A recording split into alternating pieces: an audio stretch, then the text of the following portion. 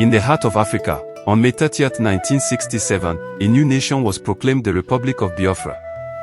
It rose from the ashes of fear, discrimination, and the desperate cry for survival. To some, it was a rebellion. To others, it was a fight for dignity, for the right to exist. But to everyone who lived through it, Biafra was not just a name, it was pain, hope, and history written in blood. Before the war, before the word Biafra echoed through the airwaves, Nigeria was a new nation, fragile and divided. The British had joined hundreds of ethnic groups into one colony, drawing borders with a ruler and pen, not with understanding. The north was largely Muslim, the west predominantly Yoruba, and the east, home to the Igbo, was ambitious, educated, and entrepreneurial. When independence came in 1960, joy filled the air. But beneath the smiles lay suspicion. Politics became a battlefield of tribes rather than ideas.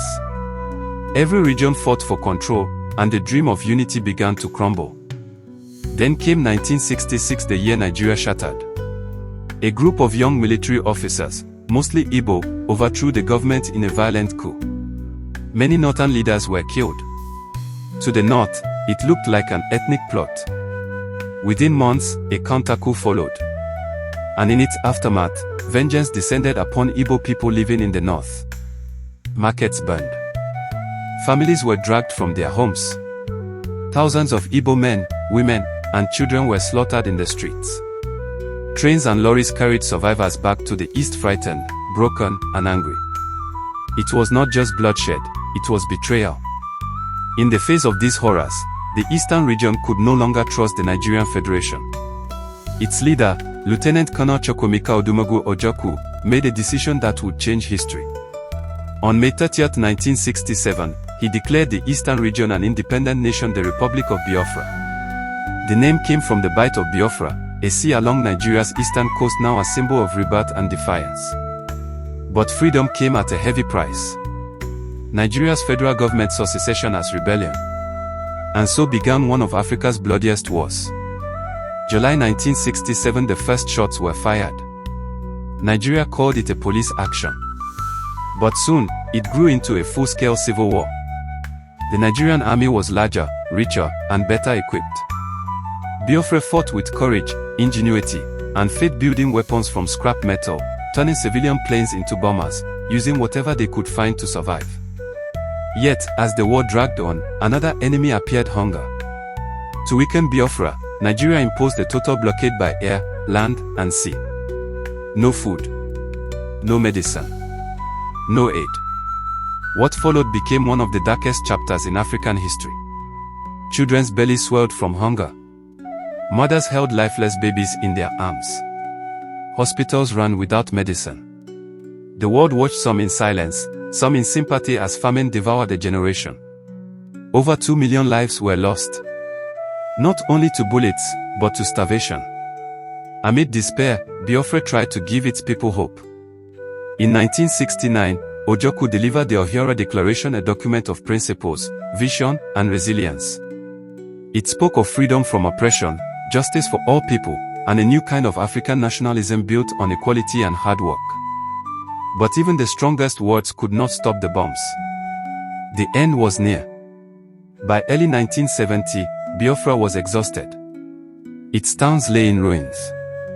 Its people starved and scattered. On January 12, 1970, the guns fell silent. Biafran leaders surrendered. The short-lived republic ceased to exist. Nigeria's head of state, General Yakubu Gowon, declared, "No victor, no vanquished." But the wounds of war would take generations to heal. After the war, Nigeria sought to reunite. But rebuilding trust was harder than rebuilding roads. Many Igbo people returned to find their properties seized, their savings wiped out, their homes gone. A policy of reintegration, reconstruction, and rehabilitation was announced, yet for many, it felt hollow. Still, life went on. Markets reopened. Children went back to school. The people who had lost everything began, once again, to dream. More than 50 years have passed since the Biafran War ended. But the echoes remain. Many Nigerians today were born long after the war, yet the divisions still whisper beneath the surface: ethnic mistrust, political inequality, and cries of marginalization. Biafra became more than a place, it became an idea, a symbol of resistance, identity, and justice. For some, it is a painful reminder. For others, it is unfinished business. In the 21st century, the name Biafra returned to the headlines. New movements MASOB, IPOB, and others demanded a referendum, claiming the same rights their fathers died for. The government labeled some as threats to national unity. Clashes, arrests, and censorship followed.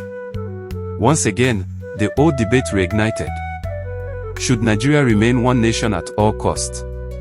Or should every people have the right to self-determination? The questions remain unanswered. Beneath the politics lies something deeper: human stories.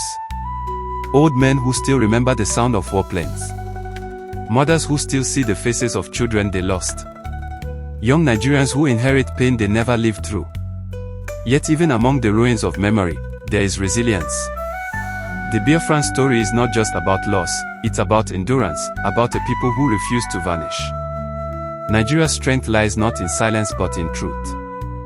The ghost of the past must be faced, not buried. Healing begins with remembrance, with justice, and with understanding. Biafra must not only be a lesson of war but a reminder of how fragile peace can be. Only when every Nigerian feels seen, valued, and protected will the wounds of the past truly close. The story of Biafra is the story of courage against impossible odds. It is a tale of faith, loss, and the enduring human spirit. Though the republic fell, the people rose again, rebuilding, educating, creating, believing. Because nations are not built only with borders. They are built with memory, sacrifice, and hope. And so, as the sun rises once more over the land that once was Biafra, we remember not to divide, but to learn, to heal, and to never forget. If you found this enlightening, don't just subscribe, like, share, hit the bell icon and select all notifications so you never miss our African history stories.